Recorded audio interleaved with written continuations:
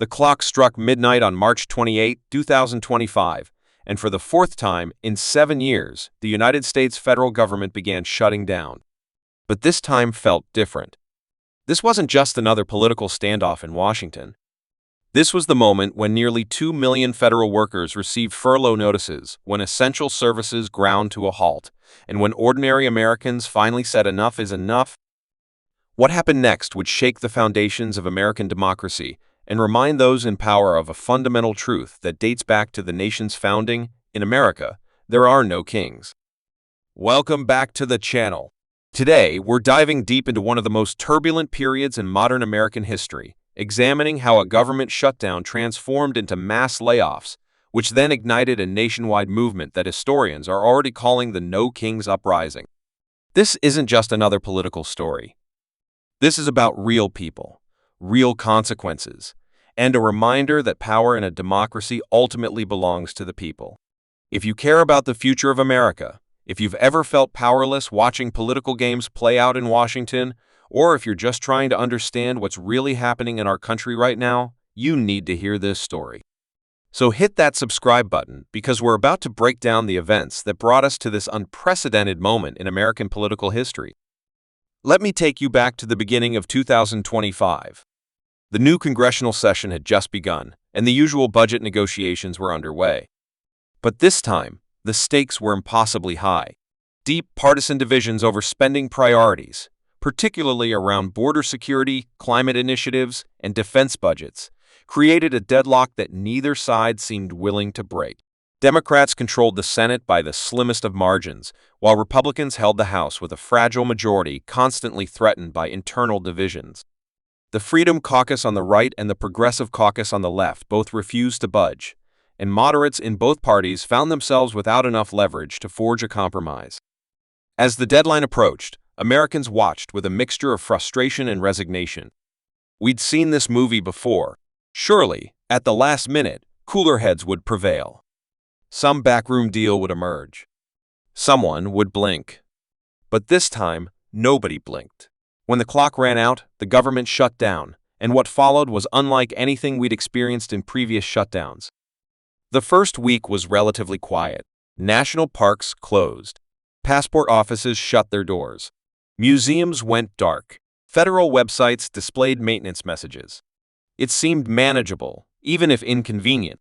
But by the second week, the cracks began to show. TSA agents at airports worked without pay, and security lines stretched for hours. Food safety inspectors stayed home, raising concerns about the safety of America's food supply. Small businesses that relied on federal loans or contracts found themselves in limbo. Federal courts began limiting operations. Then came the third week, and everything changed. With no resolution in sight and mounting pressure from hardline factions demanding spending cuts, the administration made a decision that would prove catastrophic. They announced that if the shutdown extended beyond 30 days, they would begin implementing what they called efficiency measures. Federal agencies would need to operate with skeleton crews indefinitely. This wasn't just a temporary furlough anymore. This was the beginning of what would become the largest reduction in the federal workforce in modern history. The announcement sent shockwaves through communities across America. See, most people don't realize how deeply woven federal employment is into the fabric of American life. We're not just talking about politicians in Washington. We're talking about forest rangers in Montana, agricultural inspectors in Iowa, air traffic controllers in Texas, researchers at the CDC in Georgia, and Veterans Affairs counselors in every state. We're talking about people who process Social Security claims, who maintain our national defense systems, who ensure our food and drugs are safe, who protect our national parks, who help small businesses get loans. When the mass layoffs began, the impact was immediate and devastating. In some communities, particularly around Washington, D.C., federal employees made up a significant portion of the local economy. Restaurants that catered to lunch crowds from government offices suddenly saw business drop by half. Child care centers that served federal workers faced closure. Local shops and services that depended on steady federal paychecks watched their revenue evaporate overnight. But the economic impact was only part of the story. What really ignited the fire was the sense of betrayal. These weren't political appointees or highly paid executives. These were career civil servants who had dedicated their lives to public service. Many were veterans. Many came from working-class backgrounds and had spent decades building expertise in their fields. They'd served through multiple administrations, both Republican and Democrat, doing their jobs regardless of who sat in the Oval Office. And now they were being treated as expendable pawns in a political game. The spark that lit the fuse came from an unexpected place. In early April, a leaked memo from a congressional leadership meeting went viral on social media. In it, a senior congressman referred to federal workers as, quote, bloated bureaucratic deadweight, and suggested that the layoffs were an opportunity to, quote, drain the swamp once and for all. The memo was callous, dismissive, and revealed a profound contempt for the very people who made government function.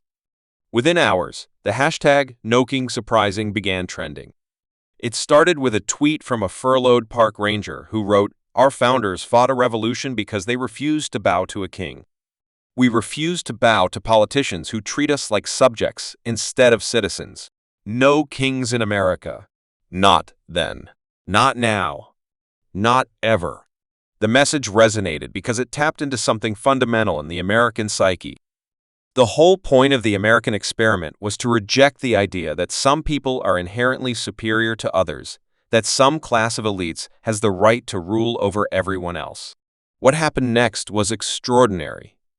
Peaceful protests erupted in cities across the nation. Federal workers, joined by private sector employees, students, retirees, and citizens from all walks of life, took to the streets. These weren't organized by any political party or special interest group. They were organic, grassroots movements that sprang up simultaneously in hundreds of communities. In Washington, D.C., tens of thousands gathered on the National Mall. In San Francisco, protesters shut down Market Street. In Dallas, demonstrators filled Dealey Plaza. In Atlanta, crowds marched through downtown chanting, "We the people, not we the subjects." The movement deliberately avoided partisan political symbols. No red hats, no blue waves. Instead, protesters carried American flags and signs with quotes from the Founding Fathers. They invoked the Declaration of Independence, the Constitution, and the fundamental principles that supposedly defined American democracy. They weren't protesting as liberals or conservatives. They were protesting as Americans who felt their government had forgotten who it served. The demands were clear and resonated across traditional political divides. First, end the shutdown immediately and restore funding for essential government operations. Second, reinstate all furloughed workers with back pay. Third, implement reforms to prevent future shutdowns from being used as political weapons.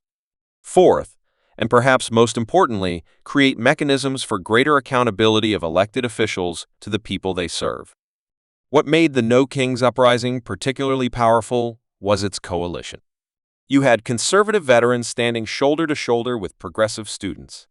You had rural farmers marching alongside urban professionals.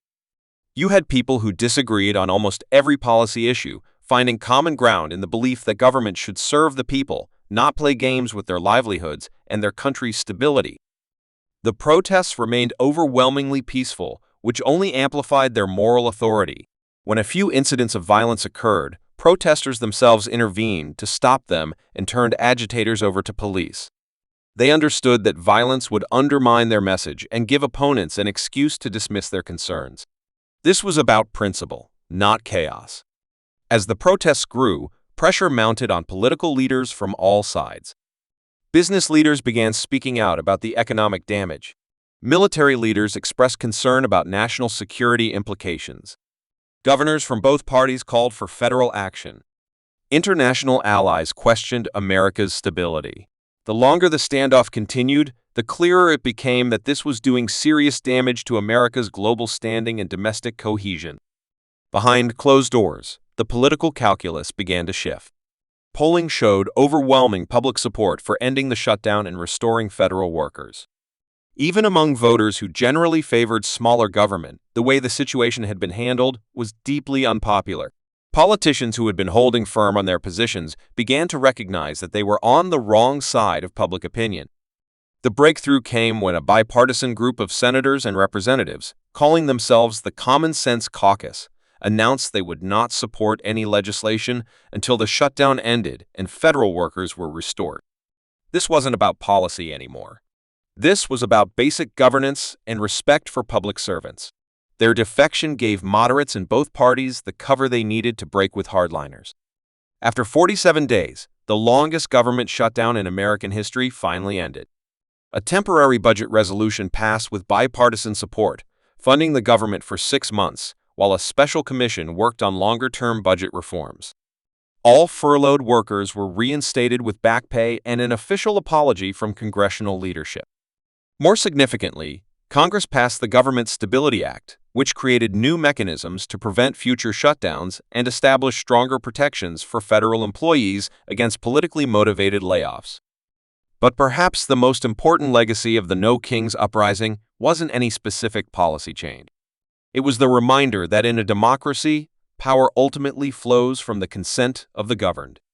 When enough people stand up and demand accountability, even the most entrenched political interests have to listen. The Founding Fathers designed American democracy with checks and balances precisely because they understood the danger of concentrated power. They'd lived under a king and fought a revolution to establish the principle that government derives its authority from the people, not the other way around. The events of 2025 exposed deep structural problems in American governance. The fact that a government shutdown could happen at all, let alone extend for nearly 7 weeks and threaten millions of jobs, revealed how broken the budget process had become. The willingness of political leaders to use essential government functions as bargaining chips showed how far removed they'd become from the real-world consequences of their decisions. And the contempt displayed toward public servants reflected a broader disconnect between those in power and those they serve. But the uprising also revealed something hopeful about America.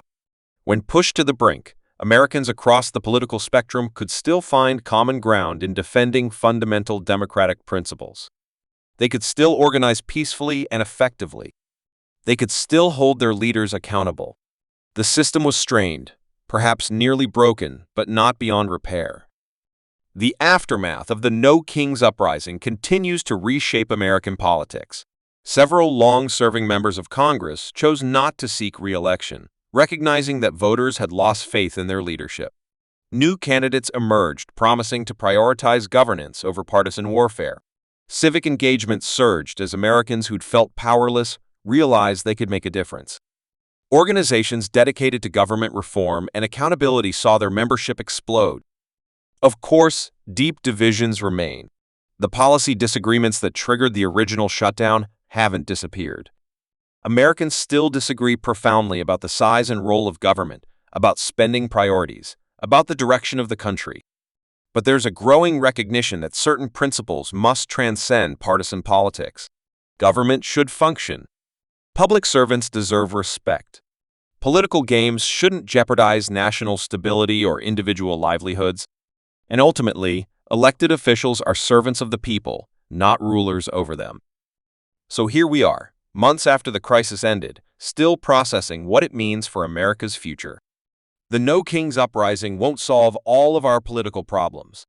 It won't bridge every divide or answer every difficult policy question. But it served as a crucial reminder of who holds the real power in a democracy.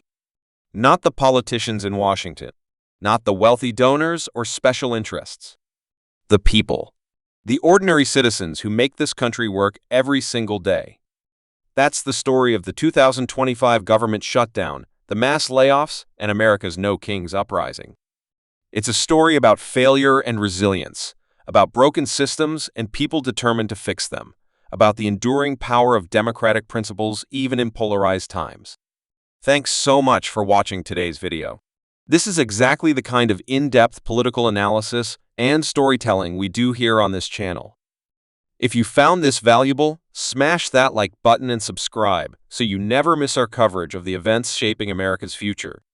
Drop a comment below and let me know your thoughts on what happened in 2025 and what lessons we should take from it. Do you think the reforms that came out of the uprising will last, or will we slide back into the same dysfunctional patterns? I read every comment, and I'm genuinely curious about your perspective. Share this video with anyone who cares about American democracy, because this is a story that every citizen needs to understand. Until next time, stay informed, stay engaged, and remember, in America, there are no kings. The power belongs to we, the people.